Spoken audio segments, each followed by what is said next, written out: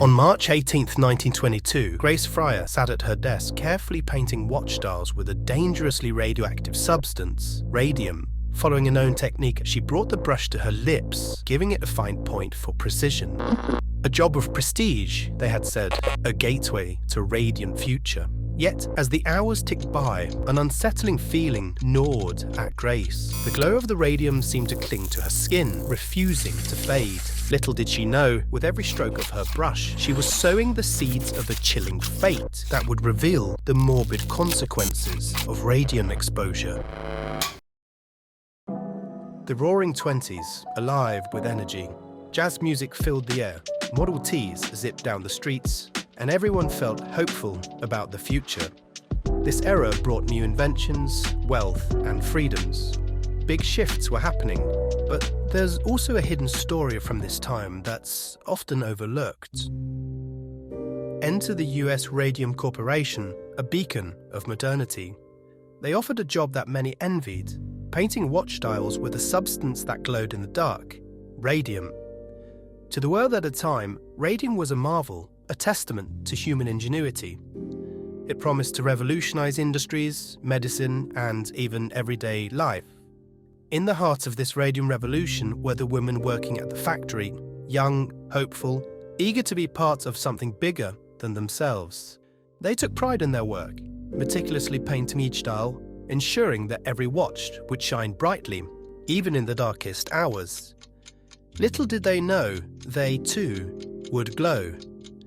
As days became nights, these girls unknowingly took the glow from their work home, becoming living examples of what they made.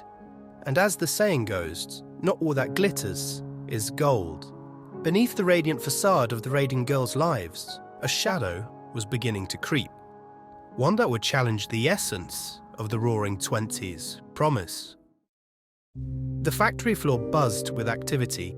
Rows upon rows of young women sat hunched over their workstations, the soft glow of radium illuminating their faces. The atmosphere was thick with camaraderie. These Radium Girls, brushes in hand, were not just co-workers. They were a tight-knit community, bound together by the luminous substance that defined their days. Radium, once held as a wonder element, had taken the world by storm. Beyond the watch dials, it found its way into myriad of products. There were radium-infused cosmetics promising a youthful glow, health tonics that boasted the rejuvenating properties of radium, and even radium-laced toothpaste. The public was enamored, and the dangers were either unknown or conveniently overlooked. In the factory, the girls were taught to lip point their brushes to maintain a fine tip for precision.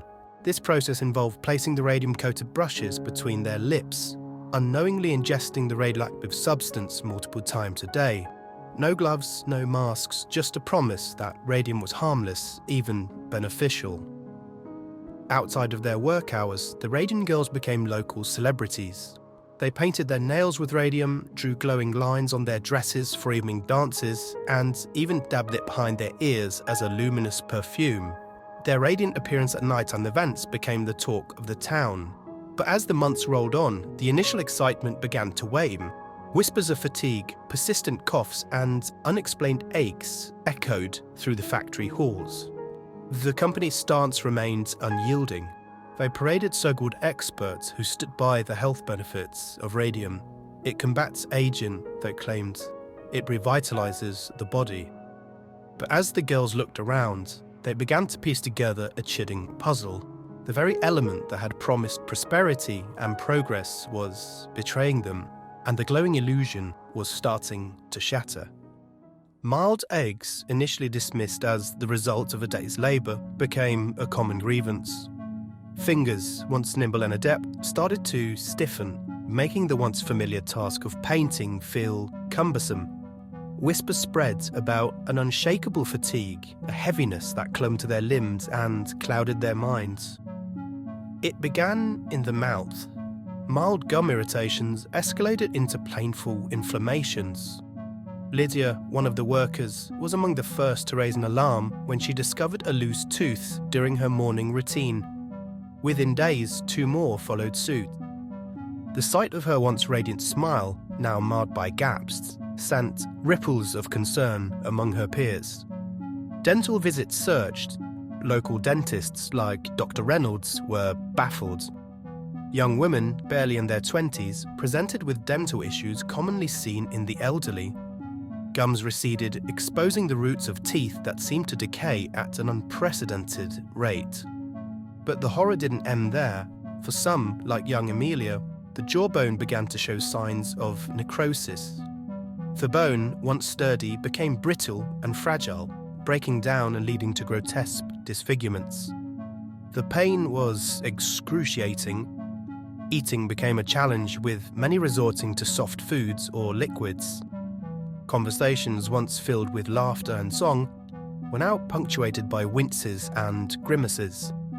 The factory's once lively break room bore witness to hushed discussions about treatments, remedies, and growing fears.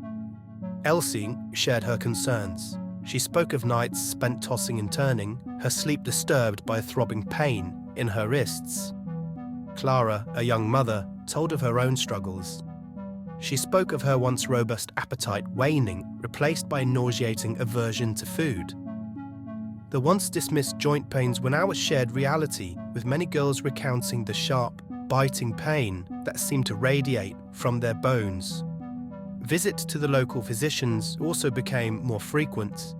One of them, Dr. Mitchell, was a seasoned practitioner. He found himself puzzled. The symptoms, while consistent, didn't fit any known ailment. He prescribed rest and mild painkillers, hoping it would offer some relief. The factory's atmosphere grew even more tense as the initial symptoms evolved into more alarming conditions. The Radium Girls, once celebrated for their meticulous craftsmanship, now faced the new challenge that threatened not just their livelihoods, but their very lives. Word spread beyond the factory walls. Families watched in despair as their daughters, sisters, and wives grappled with this mysterious ailment.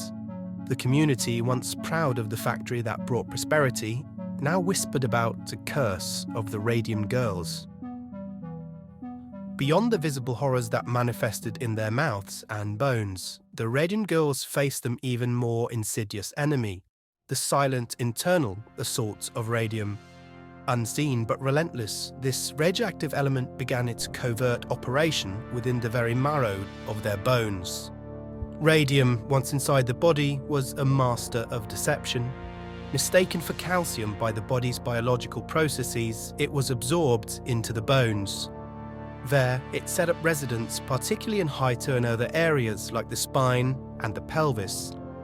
But unlike calcium, which strengthens and nourishes, radium was a destructive tenant. It emitted radiation continuously, damaging the bones and surrounding tissues from within.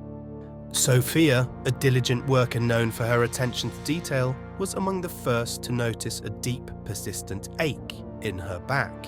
Initially attributing it to the long hours spent hunched over her workstation, she soon realized the pain was different, deeper, more gnawing.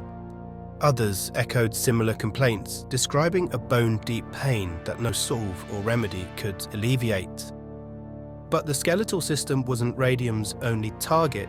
As it decayed, radium produced radon gas, a radioactive byproduct. This gas, once inhaled, lodged itself in the delicate tissues of their lungs. Over time, it caused scarring, leading to pulmonary fibrosis. Breathing became laborious for many of the girls. Activities that once seemed mundane, like climbing a flight of stairs, now left them gasping for breath. The internal invasion didn't stop there. The continuous radiation exposure began affecting their blood. Anemia became a common diagnosis, with many of the girls displaying a pallor, their skin taking on a ghostly hue. Their energy levels plummeted, and they found themselves battling a fatigue that was both mental and physical. The medical community, already grappling with the external symptoms, found themselves delving into uncharted territory. As the girls were confronted with the immediate and agonizing effects of radium, a more clandestine menace was unfolding at the cellular level. Radium, with its radioactive properties, was not just causing external and internal damage, it was altering the very blueprint of life, DNA. Every cell in the human body carries the genetic code, a delicate sequence that dictates growth, function, and repair. But radium, with its relentless emission of alpha and beta particles, began to disrupt this intricate process. These particles, though microscopic, were powerful enough to cause mutations in the DNA, leading to errors in cell replication. Margaret, a young woman with dreams of starting a family, was among the first to experience the heartbreak over this genetic betrayal. Her attempts to conceive were met with repeated miscarriages, each one a painful reminder of radium's far-reaching effects. And she wasn't alone.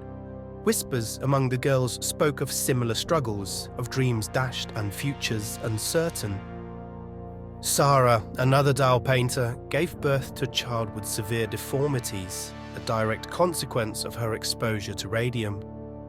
The child's frail cries and weakened limbs were a constant haunting reminder of the price she had unknowingly paid for her job.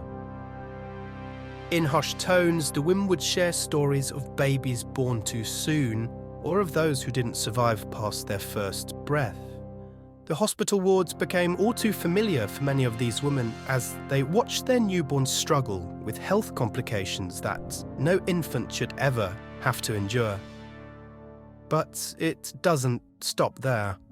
As we know, the mothers were in the midst of battling their own radiation-induced hell. Cells, with their altered DNA, began to grow uncontrollably, leading to the formation of tumours. Bone sarcomas, rare and aggressive forms of cancer, became the grim reality for many of the girls. These tumours, feeding off of the body's resources, grew rapidly, causing intense pain and often necessitating amputations. Amputations, while sometimes the only solution, came with their own set of challenges during this time. The surgical procedures of the early 20th century lacked the precision and safety measures we take for granted today. Though the use of antiseptics had become more common, ensuring a completely sterile environment was challenging. This meant that post-operative infections were a frequent and serious complication. Without the antibiotics that would later revolutionize medicine, treating these infections was difficult, and they often proved fatal. The pain management options were limited. Opiates, while effective, carried the risk of addiction and a host of other side effects. The psychological impact of amputation was profound. Many of the girls grappled with the loss of a limb, feeling a mix of relief from the pain and a deep grief for the part of themselves they'd lost.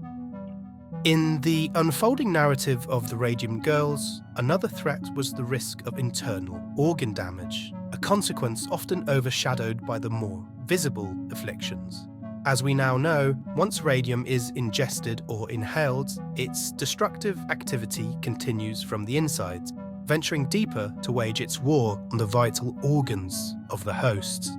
The liver, a crucial organ for detoxification, was particularly vulnerable. Radium's radioactive particles accumulated there, disrupting its function. This led to a range of complications, from mild jaundice to severe liver disease. In an era when diagnostic tools were rudimentary, detecting and treating such conditions was a challenge, often leaving the underlying radium damage unchecked and worsening. The kidneys too bore the brunt of radium's toxicity. Tasked with filtering waste from the blood, they struggled under the burden of processing this radioactive element. The result was often a slow degradation of kidney function, manifesting as chronic kidney disease. For the girls, symptoms like fatigue, swollen limbs, and changes in urination became omens of a deeper problem, one that silently eroded their quality of life.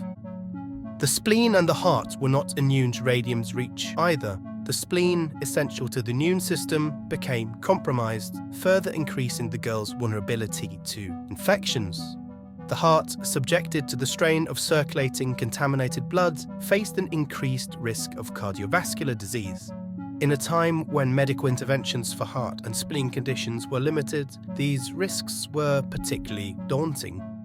The cumulative effects of radium on these organs was a gradual yet relentless decline in overall health. The Radium Girls, already grappling with the visible and painful symptoms, had to deal with the knowledge that the poison within them was slowly compromising their vital systems. As the story unfolded, another distressing aspect of their struggle came to light: the increased risk of developing cataracts. This condition, typically associated with aging, was alarmingly common among these young women, a direct consequence of their prolonged exposure to radium. Cataracts, the clouding of the eye's natural lens, was a particularly cruel condition for the girls. For many, their work required keen eyesight, and the gradual loss of vision was not just a health concern, but also a threat to their livelihoods. The onset of cataracts is subtle, with vision gradually becoming blurry, as if looking through a frosted window. Surgical options were available, but they were basic and risky, often leading to complications or incomplete restoration of vision. The lack of advanced replacement lenses meant that even successful surgeries left patients with impaired vision, requiring thick glasses for basic visual acuity. For the girls, the development of cataracts added a layer of isolation to their suffering. As their vision dimmed, so did their connection to the world around them. Simple things like reading, sewing, or even just recognizing the faces of loved ones became challenging tasks. This loss of independence was profound, further diminishing their quality of life. As the true impact of radium exposure became painfully evident, the girls' story took a turn from personal disaster to a struggle for justice. The girls now found themselves engaged in a battle against a formidable opponent, the US Radium Corporation. The legal journey was littered with challenges. Initially, their claims were met with skepticism and dismissal. The company used its influence, attempting to discredit the women's suffering as unrelated to their work. However, the girls, armed with the truth of the state of their deteriorating health, refused to be silenced. A massive task given the corporation's power and the novelty of their case. Their fight for justice was pioneering in many ways. It was one of the first cases where employers were held accountable for the health and safety of their workers.